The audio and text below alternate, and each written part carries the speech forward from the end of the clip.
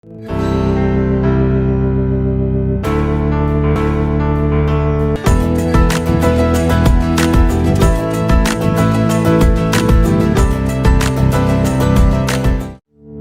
tout le monde et bienvenue à ce nouveau numéro de Club Littérature Chrétienne. Je suis Madi et j'espère que tu te portes bien, surtout par les temps qui courent. J'espère que tu te protèges, que tu protèges les autres, que tu mets ton masque et que tu n'oublies pas de te désinfecter les mains. C'est très important. Je reviens aujourd'hui te parler d'un livre qui m'a marqué aussi. Bon, tous les livres me marquent en général, mais qui m'a particulièrement marqué. Les femmes de la gloire. C'est un livre qui contient comme ça 3 volumes, donc il va de 1 à 3, mais je viens te présenter aujourd'hui le volume 1 du livre. Je peux comme ça rapidement survoler pour te parler des autres volumes, de quoi il parle. Donc on a les femmes de la gloire volume 2 qui parle de l'intimité infinie, la transformation, les choix et le débordement de Marie de Béthanie. On a la partie 3 ou le volume 3 qui parle des femmes de la gloire, l'amour gagnant, la rescousse, le développement et l'épanouissement de Marie de Magdala. Mais aujourd'hui, comme je l'ai dit, je me concentre sur les femmes de la gloire, volume 1. L'adoratrice recluse, la vie, le ministère et la glorification de la prophétesse Anne. De prime abord, j'aimerais te demander quel genre de femme tu as toujours voulu être pour le Seigneur.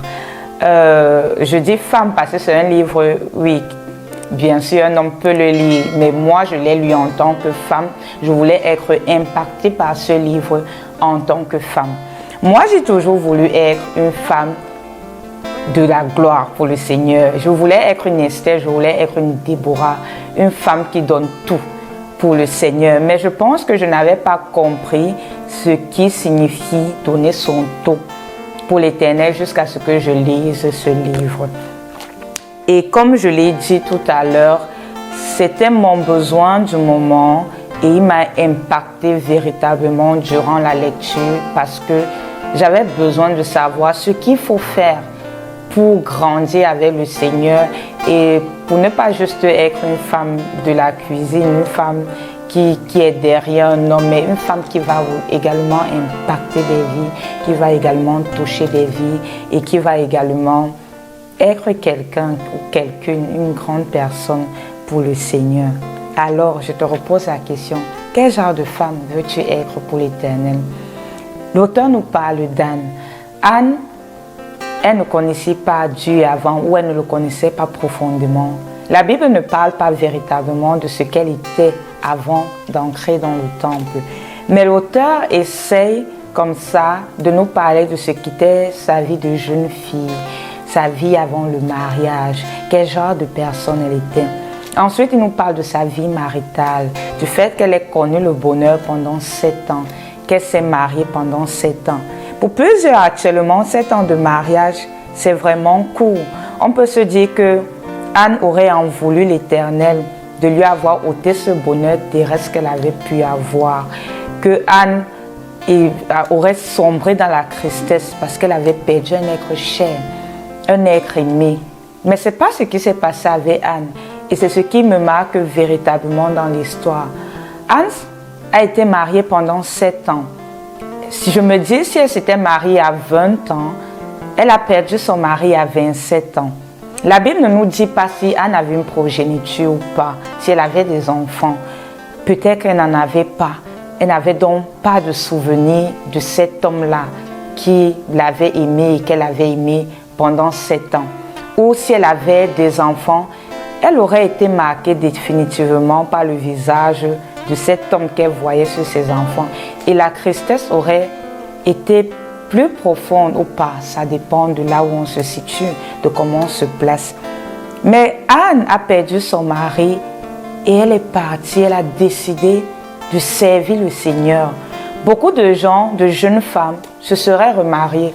Moi-même, je ne suis pas sûre que je me serais pas remariée. Auraient cherché la satisfaction terrestre, une autre personne, un autre homme pour venir combler le vide qu'elle avait. Mais ce n'est pas ce que Anne a fait. Je vais te lire comme ça un passage du livre qui me marque, qui m'impacte. Anne pouvait aussi décider, on a la page 52, de chercher un mari qui ne peut pas mourir. Elle pouvait décider de chercher le Créateur au lieu de la créature. Elle pouvait décider de chercher le donateur au lieu du don. Une chose qu'elle avait décidé était que quel que fût son choix, il serait total.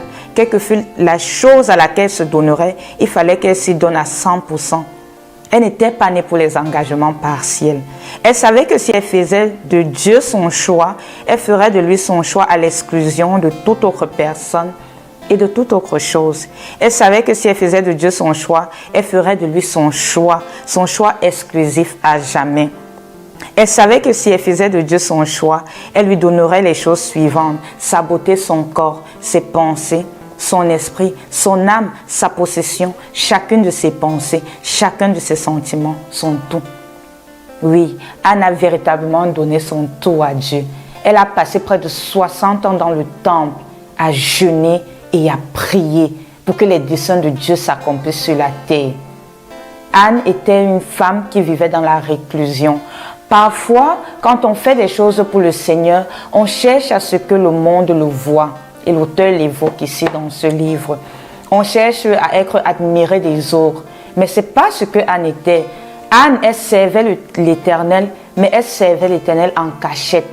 Elle savait qu'il serait venu le jour où l'Éternel allait la faire sortir de là pour la montrer au monde.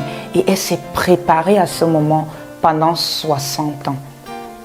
Le livre parle d'Anne, mais le livre parle de beaucoup d'autres thèmes chrétiens. Il parle du jeûne, il parle de la prière, il parle de la réclusion, il parle de l'adoration, de comment être une adoratrice, un adorateur. Et je vais t'évoquer le passage qui parle de l'adoration. L'auteur dit: les adorateurs peuvent adorer le Seigneur et l'adorent effectivement, indépendamment de tout ce qui se passe dans leur environnement extérieur.